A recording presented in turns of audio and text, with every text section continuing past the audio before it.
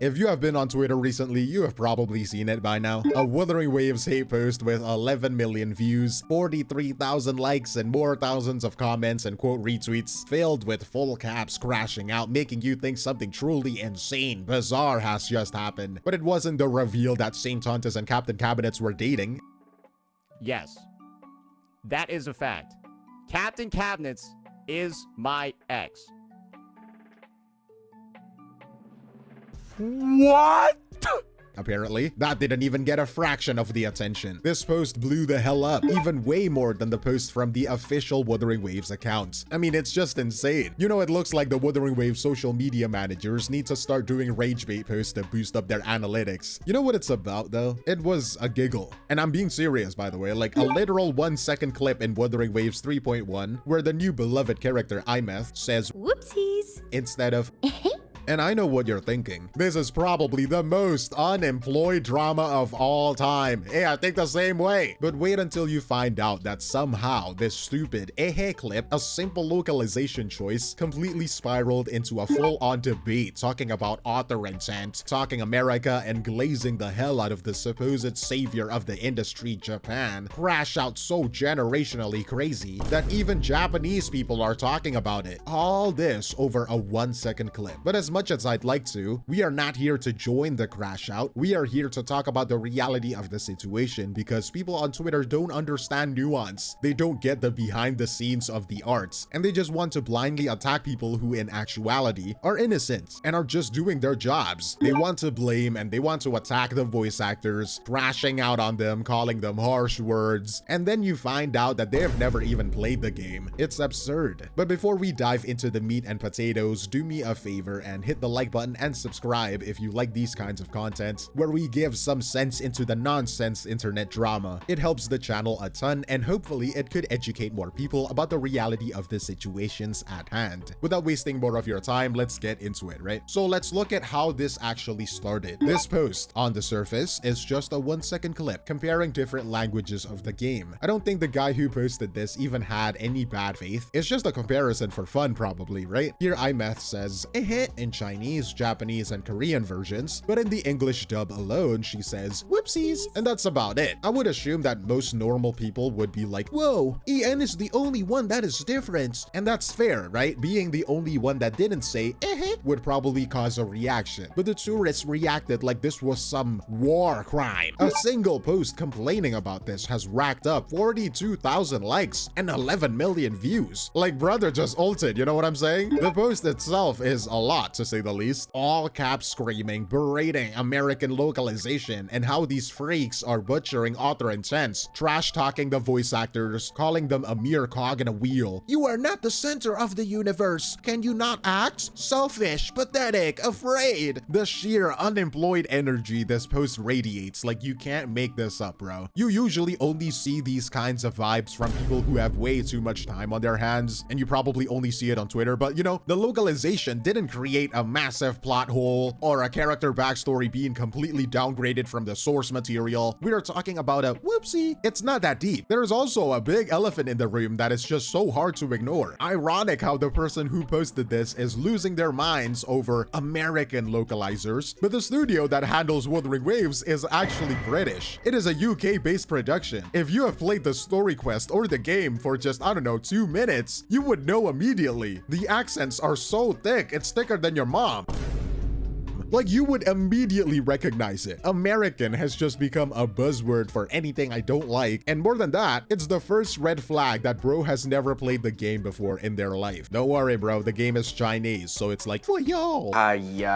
But the most frustrating part of this crash out is where the anger is being pointed. This guy is attacking the voice actor. If you know anything about how games or even general media are made, you know that the actor is at the very bottom of the decision-making pyramid. They don't walk into the booth and decide to rewrite the script because they want to center themselves. They are given a script, okay, written by a translator, polished by a script writer or localizer, and then they are told exactly how to say a line by the voice director. And then the client, in this case Kuro Games, listens to it and gives an okay before moving on. Attacking the voice actor here doesn't fix anything, you dipshit. In fact, it just makes you look like you don't understand how it works behind the scenes. And clearly you don't. out. Anyone who has played the 3.1 story quest knows why it's being called one of the best writing Kuro Games has ever put out. The emotional high-lows, the actual real stakes, deeply character-driven narrative. But if you've noticed, the people screaming on Twitter aren't talking about the story. They're not talking about the characters, the world building, or how there was a massive lore payoff from all the way back at the literal start of the game. They are talking out of their gaping ass. The person who started this thread is obsessed with something called other intent, and usually that means they want the translation to be exactly what was written in the original language, most likely a literal word-for-word copy. If it's not a word-for-word translation, then it's bad. Like, I don't care about context, nuance, I don't even care about the story. Understanding is hard. If it's not one-to-one, then it's bad. One example I can give you is the most iconic line in the Chienzo arc. We are going all the way back to 1.3, specifically the shorekeeper scene. For some context, in the Japanese version and in the Chinese version, she says something along the lines of I am back, or I have returned, or I am home. In the English version, she says, thank you, my star. For the players who have spent time playing the story, following her journey, that line is incredibly iconic. It feels like the reward for paying attention to the story. And surprise, surprise, the Crash Out person actually replied to my post talking about this exact example that I've given. She said that it's not iconic. It wasn't what was written. It is a different experience and it changes characters. And here comes the bombshell. You should want the author's intent, not the bastardization Susan added because she told the Chinese company Americans are stupid and need TikTok rot language. Let that sink in for a second, right? Calling the narrative payoff line TikTok rot is incredibly high tier rage bait, bro. I am on the edge, man. What is ironic is that it's not uniconic because it's a bad line. It's uniconic to her because she has no idea what the story is actually about. If you know the story, you would know that this line doesn't change the character at all. Shorekeeper in every language is the same shorekeeper. Instead, it completes her. You can scream and you can whine about author intents all day. But how the fuck do you know the author's intents for this story when you have never experienced it for yourself? Do you know what is even being changed? You are speaking out of your gaping ass and it shows. People are also drawing parallels to the senpai situation, right?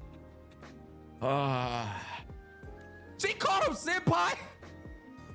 They told me about you at the Black Shore. Oh, we should have been in Japanese, boys. We should have been in Japanese. For Chisa, in the English dub, she called the rover senpai. Now, if you're uncultured and you don't know, senpai is a Japanese word for a senior or a mentor or an upperclassman, right? It is about as weeb as it gets, okay? If these localizers were truly trying to Americanize everything and erase other cultures, they would have changed that one-to-one to senior or upperclassman in the snap of a finger. But they didn't. They kept the weeb stuff where it felt right. But they changed the giggle to whoopsies. When localizers kept senpai, Twitter mad. When localizers changed Twitter mad. Y'all just be mad at everything, bruh. This is why this entire bullshit drama feels so performative. These people don't know what they're talking about, and it'll get proven even more as we go deeper into this absolute slapfest. Because when you think it couldn't get worse, oh, it did. Because you know who decided to chime in? Chibi Reviews, bro. Chibi Reviews, out of all people, decided to weigh in. The Japanese community is finally talking about this. Solutions are coming. He seems to think that because Japan find out about what's happening, they'll step in and fix the English localization. First of all, Wuthering Waves is not a Japanese game, it's Chinese. Developed by Kuro Games, a company based in Guangzhou, China, right? That's like the baseline, the surface, bro. You can't even get that right. Second of all, the Japanese people are not talking about this issue in the way that you're thinking. Two of the most liked Japanese posts I have found about the topic are the people laughing at how absurd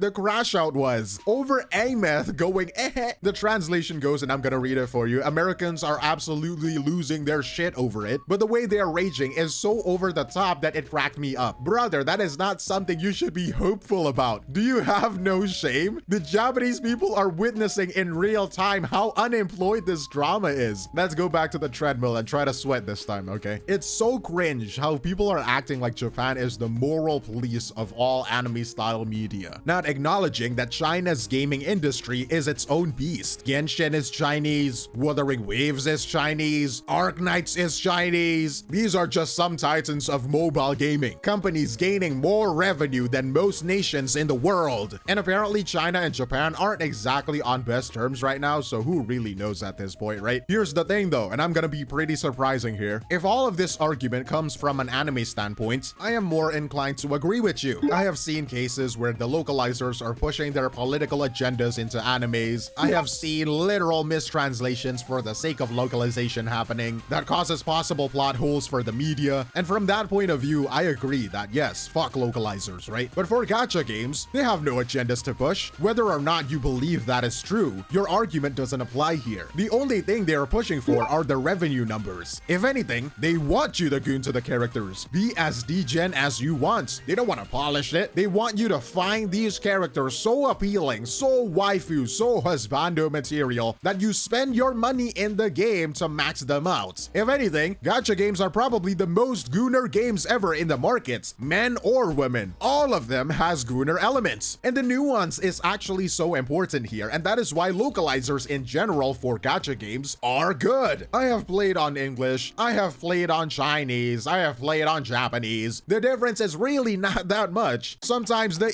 EN side is better with their accents and their expressions. Sometimes the JP side is better because they're absolute aura farming and voice acting, right? There are layers to this, and it's not fair to say, oh, all localizers are bad, when this is what we're dealing with. With this new lens, why did they localize stuff to begin with and not just translate one-to-one, right? It is not for evil political agendas like you delusionally thought. It's a business move because this shit sells good to the English audience. And guess what? Money talks. And the fact is that the 3.1 update has been a record-breaking monetary success for Wuthering Waves. Solon Lee, the CEO of Kuro Games, confirmed that 3.1 is the most successful patch of WUWA, surpassing every patch that precedes it. Top seller on Steam, top sales on app stores. When faced with reality and facts, your words don't mean shit. And now, of course, as much as I defended the EN localization this video, it's not like it has no issues at all, right? To be fair, it's a hit or miss. When it hits like a truck in an isekai anime, and when it misses, it's like the season 2 of The Promised Neverland.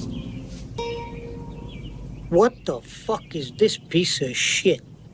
Something like one of Shorekeeper's voice lines, Thoughts 5. Here she says, I long to experience the unknown by your side as your friend. As your friend? After the story quest with you? Learning about love and companionship? Am I getting friend-zoned? Well, no, apparently here. There is a slight misinterpretation. According to Rexlent, the JP and CN versions meant something like, experience the unknown by your side, just like the main character and their traveling companion in a story. But for every friend-zone mistake, the EN localization has given us something that the other languages didn't, something that is universally loved by the community. The boop from Aemeath, completely exclusive to the English version.